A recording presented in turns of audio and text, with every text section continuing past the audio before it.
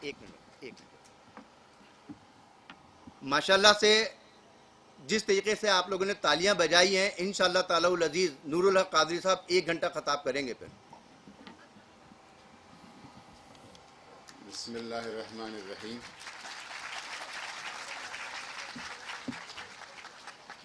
حامدا ومصلیا ومسلما علی رسولہ الکریم.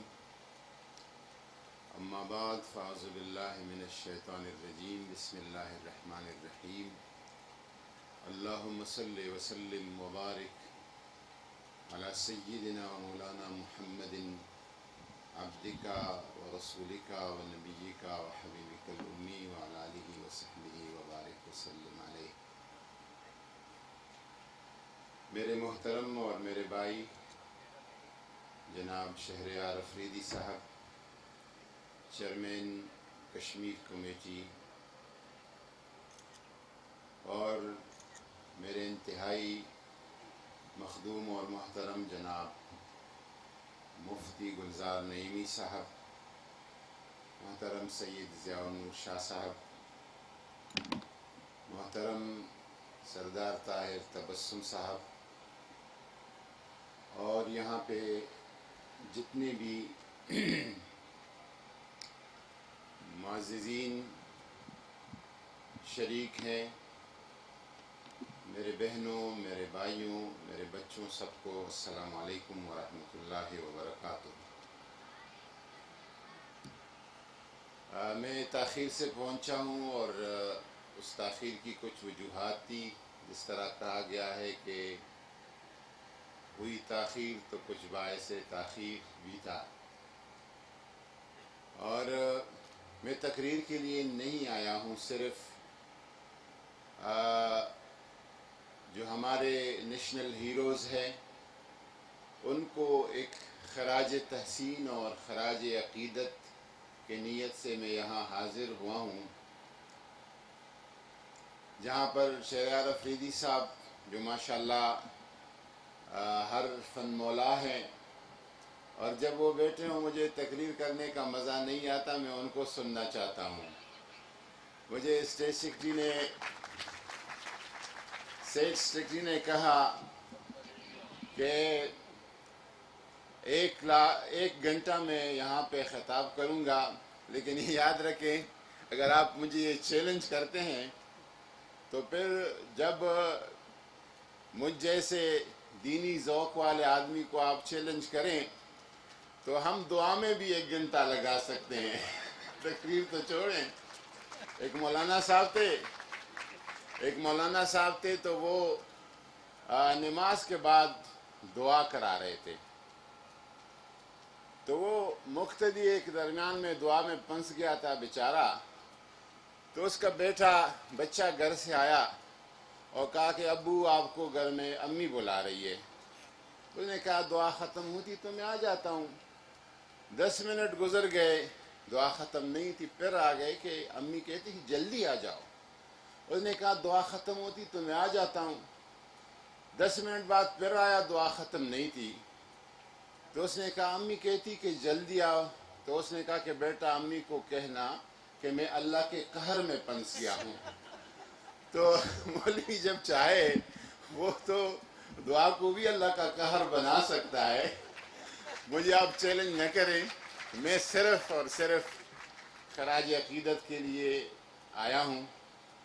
جو کووڈ کے درمیان اور اس پینڈیمک میں اور اس سانحہ اور قومی المیہ میں، بلکہ بین الاقوامی المیہ میں پاکستانی قوم کا جو کردار تھا اور پاکستانی قوم کے جو فرنٹ لائن کے صف اول کے ہیروز تھے ان کا جو کردار رہا، انشاءاللہ تعالی تاریخ اس کردار کو رقم کرے گی.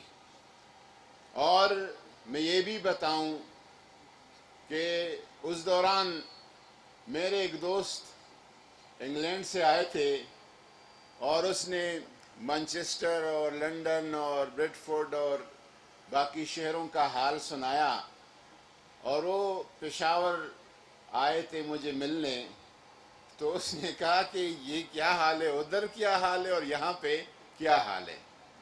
پاکستانی قوم کا یہ بھی ایک عظمت ہے کہ کس طرح سخت ترین حالات ہو، مشکل ترین حالات ہو، پینک نہیں لیتے، ایک درد اور غم اپنے آپ کے اوپر سوار نہیں کرتے۔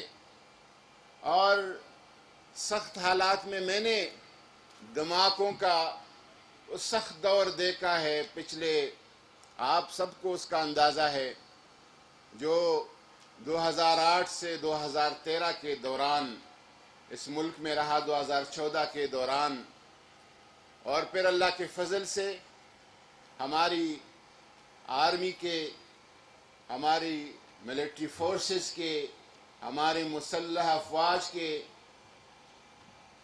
ان کی کوششوں سے، ان کی قربانیوں سے اور ان کی شہادتوں سے ایک دفعہ پھر امن، چین اور سکون اس ملک کو نصیب ہوا۔ اس دوران پشاور میں مسلسل دھماکے ہو رہے تھے، لاہور میں ہو رہے تھے، کراچی میں ہو رہے تھے، اسلام آباد میں ہو رہے تھے، لیکن جہاں پہ دھماکہ ہوتا 50-60 لوگ شہید ہو جاتے، لیکن 2 گھنٹے بعد وہاں پہ معمول کی زندگی اسی طرح رواں دواں رہتی۔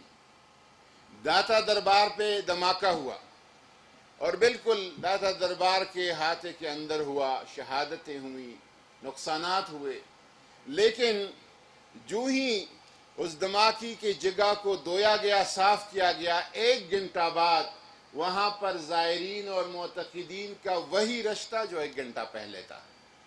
یہ وہ قوم ہے کہ اس طرح حالات میں الحمدللہ اللہ تعالیٰ ان کو سنبھلنے کا موقع دیتا ہے، ہمت دیتی ہے، اور یہ سب اللہ تبارک و تعالیٰ کا عطیہ اور اس کے فضل کی نشاندہی ہے۔ میں صرف 2 باتوں کا اعادہ کروں گا، اور وہ 2 باتیں جو ہے، جو اس کی ٹیکنیکل چیزیں ہیں کہ پاکستان نے کس طرح اس کو ہینڈل کیا، lockdown, smart lockdown, ہماری حکومت پہ بڑے طنز اور بڑے مسخرے ہو گئے، اور میں نے وہ الفاظ پارلیمنٹ میں سنے بڑے معزز پارلیمنٹیرین، میچور، تجربہ کار سیاستدانوں سے، کہ وہ کہہ رہے تھے کہ عمران خان ایک میچور بندہ ہے، کوئی اس کو تجربہ نہیں، کوئی اس کا طریقہ کار نہیں، اور وہ سمارٹ لاک ڈاؤن کا مذاق اڑا رہے تھے۔ پوری دنیا نے سمارٹ لاک ڈاؤن کو انڈورس کیا ہے اور اس کو اپنانے کی اب پالیسی اپنا رہے ہیں۔ وہ جو حکومت کی حکمت عملی تھی وہ تو ایک طرف، اور بار بار ان میٹنگز میں، NCOC کے ان تمام میٹنگز میں موجود تھا، جب پرائم منسٹر صاحب کو صوبائی حکومتیں کہتی تھی صوبوں کو بند کرنا ہے، ٹرانسپورٹ کو بند کرنا ہے، فلانا بند کرنا ہے، فلانا بند کرنا ہے، تو ان کا یہی تھا کہ کرونا سے اللہ بچائے گا، لیکن ایسا نہ ہو کہ ہم ایسے بھوک اور افلاس میں چلے جائے جس کا میرے پاس کوئی آگے علاج نہ ہو، اس طرح بے روزگاری ہو اور اس طرح کے حالات بن جائے۔ یہ ساری پالیسیاں ایک طرف، لیکن اس وقت میں نے کل بھی پرائم منسٹر عمران خان کو بتایا تھا، اور ہمیشہ ان کو بتاتا رہتا ہوں اس پہ، کہ جب رمضان المبارک کی آمد تھی اور بار بار پرائم منسٹر کو کہا جا رہا تھا کہ یہاں پہ مساجد میں جو تراویح ہوتے ہیں، جو ختم قرآن ہوتے ہیں، جو رمضان المبارک کے اجتماعات ہوتے ہیں، اس کو بند کیا جائے۔ پرائم منسٹر صاحب نے مجھے کہا کہ میں مسجدوں کو، ذکر اور سجدہ کی جگہوں کو کیسے بند کر سکتا ہوں؟ پھر مجھے کہا کہ علماء کو بلاؤ، ان کو بٹھاؤ، ان سے مشاورت کرو۔ مفتی گلزار نعیمی صاحب بھی اس پروسیس میں تھے، ان کو مشاورت کرو اور کچھ SOPs کے ساتھ مساجد کو کھولا جائے۔ اور الحمدللہ پاکستان دنیا کا واحد ملک تھا جو رمضان المبارک میں یہاں کی مساجد کھلی رہی اور ذکر و عبادت کا سلسلہ جاری رہا۔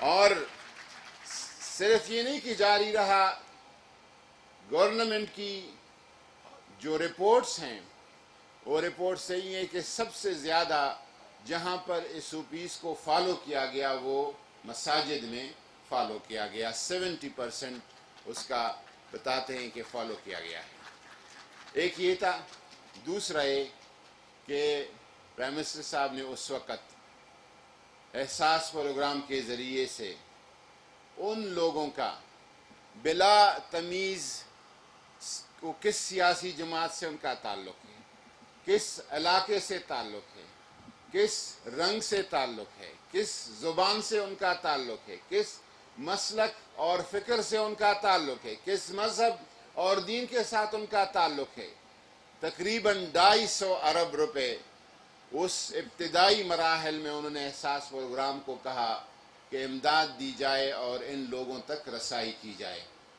میرے خیال میں یہ دو چیزیں ایسی تھی جس نے پرائم منسٹر صاحب کی حکومت پاکستان کی اس پالیسی کو کامیاب بنایا اور وہ نتیجہ خیز ہوا۔ میں جو بھی اس پینڈیمک میں، اس المیہ میں اور اس وبا اور بلا میں پاکستانی قوم کے ہیروز ہیں جنہوں نے صف اول پہ، فرنٹ لائن پہ مقابلہ کیا اور لوگوں کی، قوم کی ہمتوں کو تقویت اور دلاسا دیا، میں آج کی اسٹیج سے، اس محفل سے جو زندہ ہے ان کو بھی میں سلام کرتا ہوں، اور جو ہم سے جدا ہو چکے ہیں ان کو بھی ہم خراج عقیدت پیش کرتے ہیں، اور بطور خاص اس پروگرام کے آرگنائزر کا میں شکریہ ادا کرتا ہوں کہ ہمارے سوسائٹی کا جو مجموعی ایک تصور پیش کیا جاتا ہے کہ ہم ایک بے حس معاشرے کی طور پہ پہچانے جاتے ہیں، لیکن الحمدللہ اس پروگرام نے یہ ثابت کر دیا کہ جو قربانی دینے والے لوگ ہیں ان کی قربانیوں کا ہمارے پاس احساس ہے۔ شکریہ، جزاکم اللہ خیر۔